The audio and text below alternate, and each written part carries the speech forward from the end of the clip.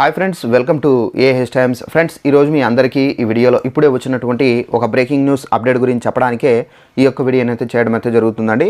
So ఆ breaking news update ఏంటంటే మన యొక్క ఏపీ రాష్ట్ర వ్యాప్తంగా జగనన్న అమ్మఒడికి సంబంధించి మనకు అప్డేట్ అయితే వచ్చిందండి. జగనన్న అమ్మఒడి పథకానికి సంబంధించి తప్పనిసరిగా ఏంటంటే ఈ 5 రూల్స్ అనేది పాటిస్తేనే ఈసారి మీకు అమ్మఒడి పథకానికి సంబంధించినటువంటి డబ్బులు అయితే వేస్తామని చెప్పి ప్రభుత్వం అయితే చెబుతున్నారు. ఈ 5 రూల్స్లో ఏ ఒక్కటి మీరు మిస్ చేసినా కానీ ఈసారి మీకు అయితే డబ్బులు అయితే రావని చెప్పేసి అయితే స్ట్రిక్ట్గా ఒక మెసేజ్ అనేది ఫార్వర్డ్ చేశారండి. అయితే ఆ 5 రూల్స్ ఏంటి, దానికి సంబంధించిన పూర్తి వివరాలు తెలియజేస్తాను. అలాగే మీకు ఏమేమి ఉండాలి, ఏమేమి ఉండకూడదు, సో దానికి సంబంధించి కూడా మీకు తెలియజేస్తానండి. సో వీడియోను స్కిప్ చేయకుండా లాస్ట్ వరకు చూసి తెలుసుకోండి. అలాగే డిస్క్రిప్షన్లో లింక్ కూడా ప్రొవైడ్ చేశానండి. అమ్మఒడి పథకానికి సంబంధించినటువంటి లిస్ట్ అనేది విడుదల చేశారండి ప్రభుత్వము. అయితే ఆ లింక్ను మీరు క్లిక్ చేసి మీ యొక్క రేషన్ కార్డ్ అనేది ఎంటర్ చేసి మీరు ఎలిజిబుల్లో ఉన్నారా లేదా ఇనెలిజిబుల్లో ఉన్నారా, అంటే మీకు డబ్బులు అనేది వచ్చే విధంగా ఉన్నాయా లేదంటే కనుక మీ పేరు తొలగించారనేది మీరు అక్కడి నుంచి తెలుసుకోవచ్చండి. ఇక వివరాలు చూద్దాము.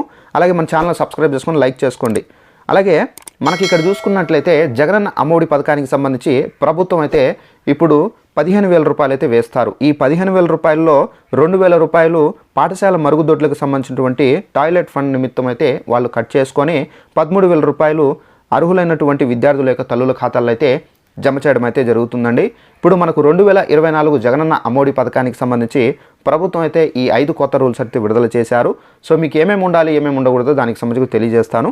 అలాగే ఇక్కడ చూసుకున్నట్లయితే మొదటి రూల్ వచ్చేసి ప్రభుత్వం జారీ చేసినటువంటి తెల్ల రేషన్ కార్డు అయితే ఉండాలండి.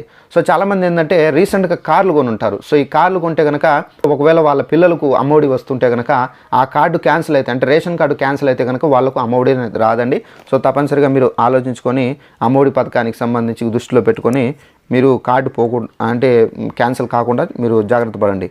అలాగే సెకండ్ వన్ చూసుకున్నట్లయితే లబ్ధిదారుడు తల్లికి చెల్లుబాటు అయ్యే ఆధార్ కార్డు అయితే ఉండాలి. సో లబ్ధిదారుడు తమ యొక్క తల్లి ఎవరైతే ఉన్నారో వాళ్ళిద్దరికీ చెల్లుబాటు అయ్యేటటువంటి ఆధార్ కార్డు అనేది కలిగి ఉండాలండి. అలాగే థర్డ్ వన్ చూసుకున్నట్లయితే ఈ పథకం ఒకటో తరగతి నుండి ఇంటర్మీడియట్ వరకు అయితే వర్తిస్తుంది. అలాగే విద్యార్థులకు కనీసం వచ్చేసి 75% హాజరు అనేది తప్పనిసరిగా కలిగి ఉండాలి. సో 75% కన్నా తక్కువ ఉంటే కనుక అలాంటి వాళ్ళని అయితే పూర్తిగా అయితే తొలగిస్తారండి. ప్రభుత్వ ఉద్యోగస్తులు ఈ పథకానికి అర్హులు కారని చెప్పేసి అయితే చెబుతున్నారు. అలాగే నెక్స్ట్ వన్ వచ్చేసి మీకు ఏమేమి ఉండాలి, ఏమేమి ఉండకూడదు అంటే ఇక్కడ జగనన్న అమ్మఒడి పథకానికి సంబంధించి ఏంటంటే తప్పనిసరిగా మీరేంటంటే మీ యొక్క బ్యాంక్ అకౌంట్లకు తప్పనిసరిగా మీరు ఎన్పిసిఐతో లింకప్ అయితే చేసుకోవాలండి.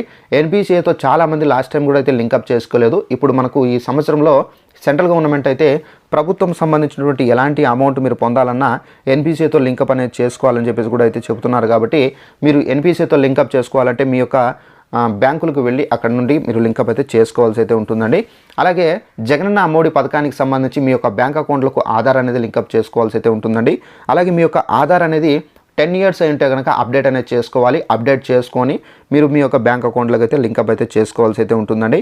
అలాగే మీ యొక్క ప్రజెంట్ మొబైల్ నెంబర్ ఏదైతే ఉందో అది లింకప్ అయితే చేసుకోవాల్సి అయితే ఉంటుంది. అలాగే ఇవన్నీ మీరు లింకప్ చేసుకొని, అంటే మీ యొక్క బ్యాంక్ అకౌంట్ కూడా యాక్టివేట్లో అయితే ఉండాలి. మినిమం బ్యాలెన్స్ అనేది మెయింటైన్ చేసుకొని ఆ బ్యాంక్ అకౌంట్ అనేది క్యాన్సిల్ కాకుండా యాక్టివేట్లో అయితే ఉండాల్సి అయితే ఉంటుందండి. సో ఈ విధంగా జగనన్న అమ్మఒడి పథకానికి సంబంధించి సో తప్పనిసరిగా ఇవన్నీ మీరు సరి చేసుకోవాల్సి అయితే ఉంటుందండి. సో దీనికి సంబంధించి మనకు త్వరలోనే ఏపీ ప్రభుత్వం అయితే ఈ అమౌంట్ అనేది విడుదల చేసే ఐడియా అనేది అంటే యోచనలో అయితే ఉన్నారు. ఏంటంటే కోడ్ ప్రారంభమైనప్పటికీ ఏంటంటే జగనన్న అమ్మఒడి పథకం అనేది ఆల్రెడీ ఇది అమల్లో అయితే ఉంది కాబట్టి ఇది పాత పథకమే కాబట్టి సో ఇది మనకేం కొత్త పథకం కాదు కాబట్టి పాత పథకం అయితే అమలు చేసుకోవచ్చు. కొత్త పథకాలు ఏవైనా ఉంటే కనుక కోడ్ ప్రారంభమైన తర్వాత ఏ కొత్త పథకానికి సంబంధించి బడ్జెట్ కూడా రిలీజ్ చేయకూడదు, ఏ కొత్త పథకాన్ని కూడా ప్రారంభించకూడదు అని చెప్పేసి కూడా ఎన్నికల కమిషన్ అయితే ఒక రూల్ అయితే ఉంది. సో ఇదంటే మనకు జగనన్న అమ్మఒడి పథకానికి సంబంధించి ఈ రూల్స్ కనుక మీరు పాటిస్తే కనుక మీకైతే డబ్బులు అయితే పడతాయి. సో దీనికి సంబంధించి ఇదంటే ఇన్ఫర్మేషన్. ఈ వీడియో నచ్చినట్లయితే లైక్ చేసుకోండి. అమ్మఒడి పథకానికి సంబంధించి ఏపీ గవర్నమెంట్ నుండి ఎలాంటి ఇన్ఫర్మేషన్ తెలియజేస్తూ ఉంటాను కాబట్టి వెంటనే మన ఛానల్ను సబ్స్క్రైబ్ చేసుకుని ఫాలో అవుతానండి. Thanks for watching this video. All the best.